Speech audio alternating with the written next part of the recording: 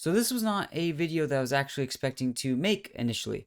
I thought that there had been plenty of coverage of this whole do Muslims worship the same God as Christians situation, and honestly, I didn't want to add to the problem that I'm going to be talking about today. The issue is that I just didn't end up seeing enough videos and content being put out about this problem. And so I felt almost the need to do so, even if I maybe am not the most qualified to do so or the best candidate to do so. So today I'm going to be talking about this whole debate that's currently going on about whether or not Muslims and Christians worship the same God.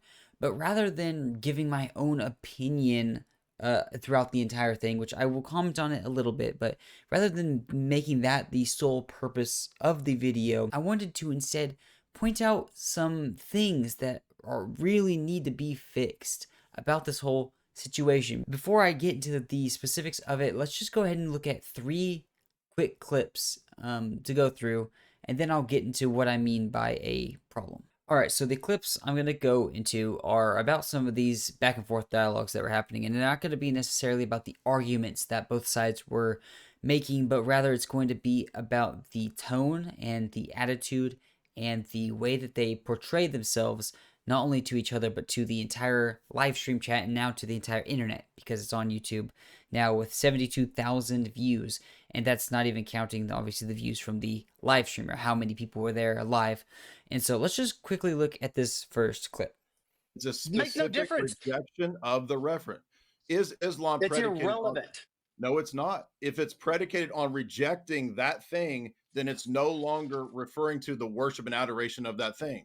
Jesus is being rhetorical. You need it. What's your what? By what? Put it in a syllogism, Jay. Put it in a syllogism. You've got no logical connection between the. Yeah, you don't have to. If you did, you'd have an actual target. Because the argument is about whether or not the worship is acceptable. I dare you. I don't put it in a syllogism so we can evaluate it for logical. All I have to do is hiding behind. I came here. Listen, Screamer. I came here to demonstrate the magisterial contradictions, and I've already done that.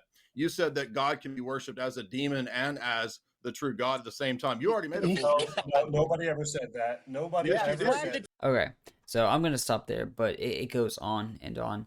So notice the first inkling of this problem here. Look at how mostly Trent Doherty, the man in the top, is acting. Look at his attitude and look how he's presenting himself to outsiders who are looking in seeing this debate. This is not a Christian attitude. Yelling and screaming and not letting your opponent talk or discuss, and yelling things like put it in the syllogism, which is a ridiculous thing to ask for in the middle of a debate. I dare you, I dare you. This is ridiculous. This is not how Christians are supposed to act, especially towards one another. Now, of course, neither of these, obviously, Trent is a Catholic and Jay is Orthodox. So both of them think that the other is not a part of the one true holy Catholic Apostolic Church. Catholics believe that's them. Orthodox also believe that's them. So they're at each other's throats. But that does not mean that you have to act like this. This is crazy. And we'll get into some more clips. So I'm going to go ahead and go to the next one because I don't want to be talking the entire time. But let's get on to the next one. This clown. What is Dr. Trent okay with discussing dogmatic teaching? That's what the text says. Yeah, he wants me to be muted because I asked Cameron this question. What state are you in, Jay? Jay, what state are you in? I'm not doxing myself to your idiot ass. Shut up. Well, I can't find you by knowing what state you're in. I want to know how far it would be. You don't need to know anything about me. You don't need to know anything about me. Would you be willing to travel to Texas? Jay, I said that we did. Would you be willing to travel to Texas? I'm not meeting you in Would you be willing to travel to Texas if I paid for it? No, I'm not going anywhere near your ass. Are you serious? Do you have any boxing experience or do you want to mixed fight? martial arts? Let's not do that. Let's try to stick to arguments. Let's try to stick to the debate topic. Doesn't. So I asked specific. Okay, that is the standout moment of this problem that I'm really gonna get into here. But challenging your interlocutor to a fight, especially when you are both Christians, in a very public space is one of the most insane and unhinged things you can do. This is not how we as Christians are supposed to portray ourselves to the rest of the world. I bet every single one of these guys here, may not believe that I'm a real Christian. They may not believe this or that, whatever. But that does not mean that I can't point and say, hey, this is not right. You guys are not acting as Christians. But way more importantly, you guys are not setting an example to outsiders of how we as Christians are supposed to be set apart from the world and how we're not supposed to act childish like this. And I'm not saying that anything's wrong with Jay saying that he's not gonna dox himself. I'm not saying anything wrong with that. I'm saying Trent, challenging him to a fight. How can you travel to Texas so we can box? You have any boxing experience? Threatening violence against your interlocutor because you're upset in a debate is not okay. It's not okay for an atheist to do, but especially not good for a Christian to do. That is ridiculous. And the fact that happened is just insane. But I'm gonna get more into this in a second. I just want to show one more clip from this debate. There's a lot of these, trust me, but I want to get into one more clip here, and then we're gonna just talk for a little bit. So, anyways, let's get into the last clip here. Can we put this page up? Yeah, one sec. So the Pharisees, at this time, I know you guys hate scripture, but the Pharisees at this time had a Unitarian view. That's a punk shot.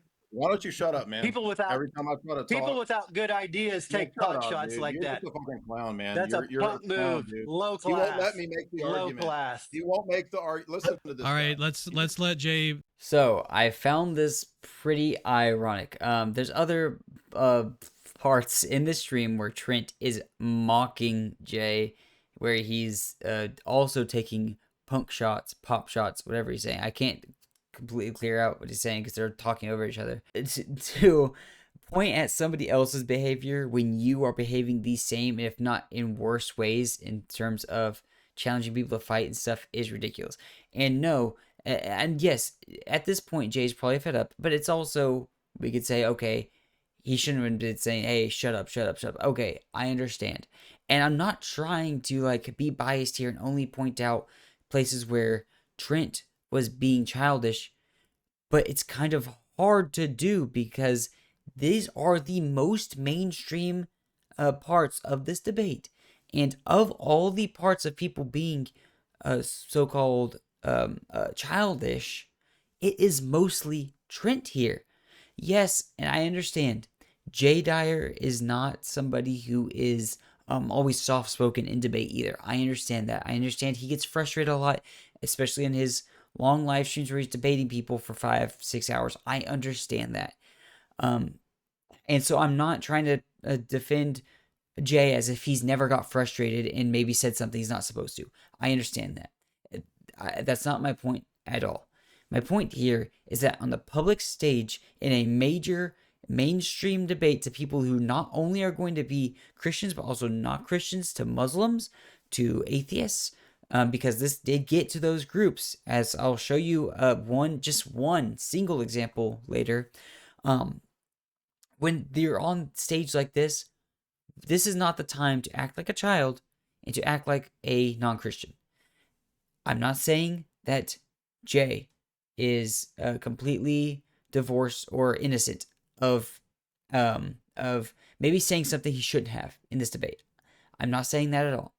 But I'm saying that you cannot do things like threaten your opponent, challenge them to a fight.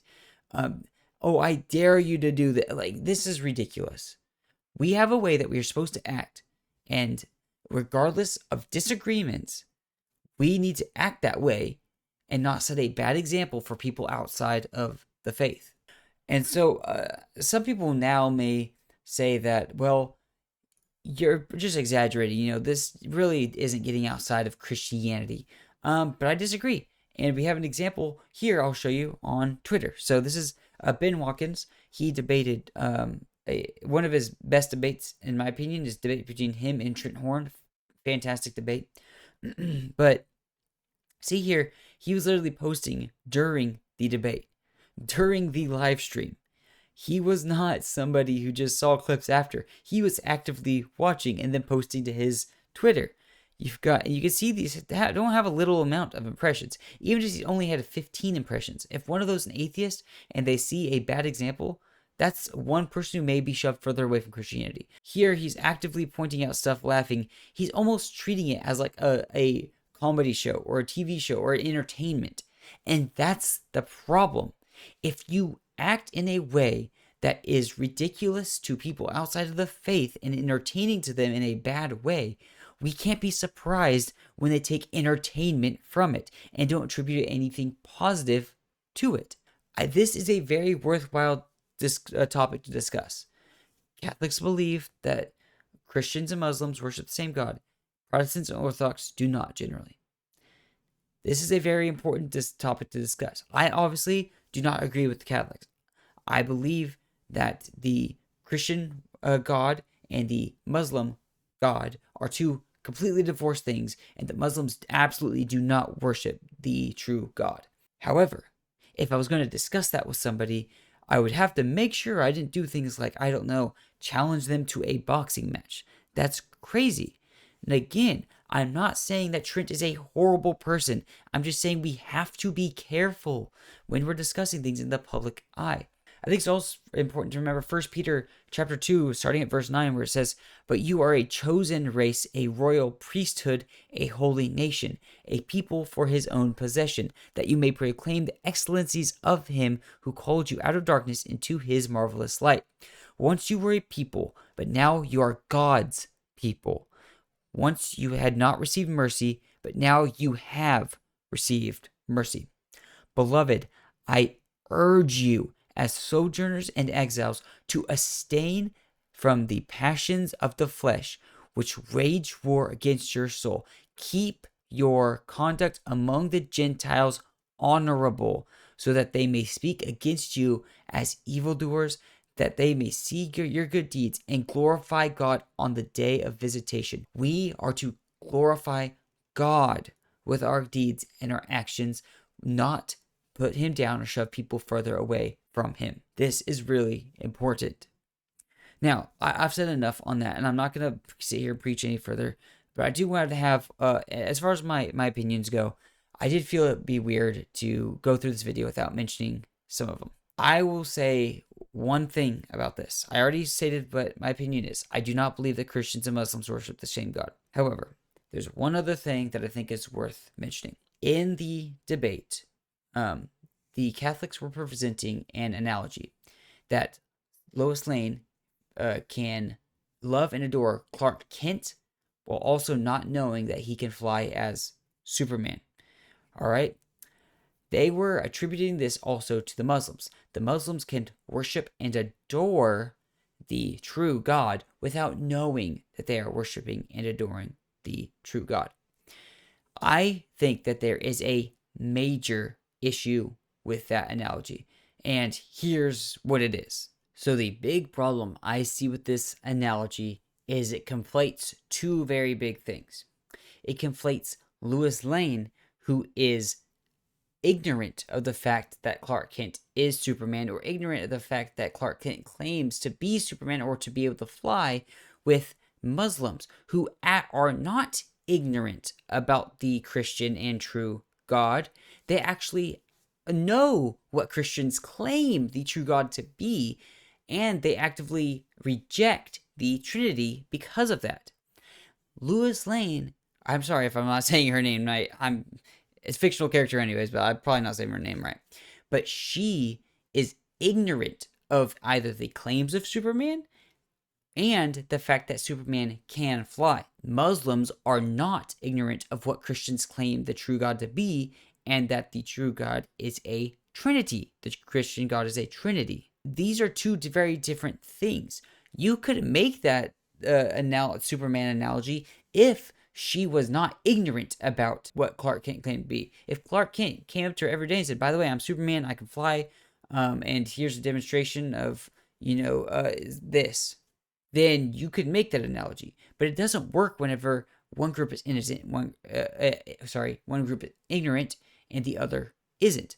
Muslims are not ignorant about what Christianity claims the true God and who the true God actually is, a Trinity. They actively reject it, right? Louise Lane may reject the fact that Clark Kent can fly, but why should she have any good reason to not do that whenever he hasn't claimed to be able to fly or anything like that? That's like me rejecting the fact that a random guy on the street is a billionaire, or just on the top of my head, just walking by him. If I've never had any good reason to think that he may be one, like he's never claimed to be a billionaire, then why should I have any active opinion on it? Whereas if I've known prior to that he has claimed to be a billionaire and he's tried to demonstrate the fact that he has been a billionaire, at that point I can either reject it or affirm it.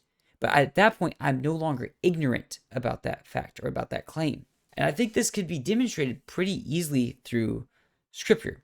So first off, we have the Pharisees in John chapter 8, who they're discussing with Jesus. And Jesus tells them that I am the one who bears witness about myself, and the Father who sent me bears witness about me. They said to him, therefore, where is your Father? Jesus answered, you know neither me nor my Father. If you knew me, you would know my Father also. These words he spoke in the treasury as he taught in the temple, but no one arrested him because his hour had not yet come. Now, it's pretty clear, very clear, that the triune God is the God of the Old Testament, that, for example, ancient Israelites did in fact believe in something like the two powers of heaven. Jesus claims throughout Scripture to be God, and to be this other power in heaven. The Jews actively realize that. That's the reason that they wanted Jesus killed. So because they actively rejected him based on not ignorance, but on not being ignorant, they do not have the Father, right? Now, if they had been ignorant about it, say that the triune God had never been revealed in the Old Testament, or they had no idea what Jesus was possibly claiming to be, or who he was claiming to be, then they could maybe have some plausible deniability. But the fact is, they were not ignorant, and that's why Jesus tells them, you do not have the Father.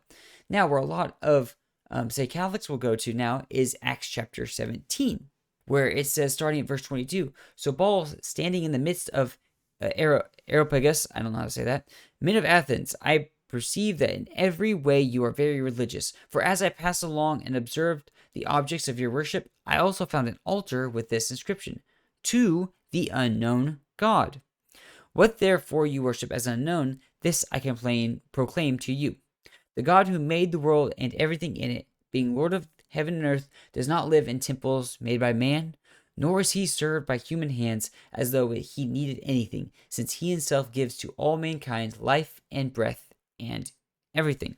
This is what a lot of Catholics will point to and say, hey, look, see? They were worshiping this unknown God. Paul comes along and is able to proclaim it as being the true God. See? That's exactly what Muslims are doing. But no, it is not. That is not exactly what Muslims are doing. Because in this example, this is like the Superman example. These men are ignorant of what the true God actually is. They do not know that. That's really why they say it, to an unknown God. They are ignorant about what the true Christian triune God is. So that's not comparable to the Jews, as we just looked at, who were not ignorant about it. The men of Athens were ignorant. The Jews were not ignorant. In the Superman example, she is ignorant, whereas Muslims are not ignorant. This is the big problem here, and I feel like that's why this analogy just crumbles, unless I'm just misunderstanding what the analogy is, which I very much could be. But I had that thought when thinking about this, where it just doesn't seem comparable at all, especially not to something as serious as this discussion. That's all I have for you guys today. The biggest thing I want you to take away from this video is not this latter half about my opinion. The biggest thing I want you to take away is the fact that when we are in the public space, and especially we're in popular, famous people in the public space, and thousands upon thousands of people are going to see us, we have to be careful with how we portray ourselves, our actions, our attitude, our words, our personalities, everything to the outside world. Because if a new Christian, maybe a Christian who's currently struggling with their belief, an atheist, an outsider of the faith, sees this example, a poor example set, challenging the people to fight in the middle of a debate that should be cordial, that is not a good example, and it's just going to shove them further away from the faith. It's not going to bring them closer at all. That's all I have for you guys today. I hope that this was helpful. I hope that maybe it shed a little light on the seriousness of the situation, and maybe can help bring out some of the issues that are definitely present in that debate. If you guys have any thoughts, ideas, you have any opinions, tell me I'm completely wrong on this. Just let me know, whatever it may be. Please do let me know. I hope to read your comments, see them all, and I hope to talk with you all soon. Thanks for watching again. Please like, comment, subscribe if you'd like. And as always, thank you for watching. God bless.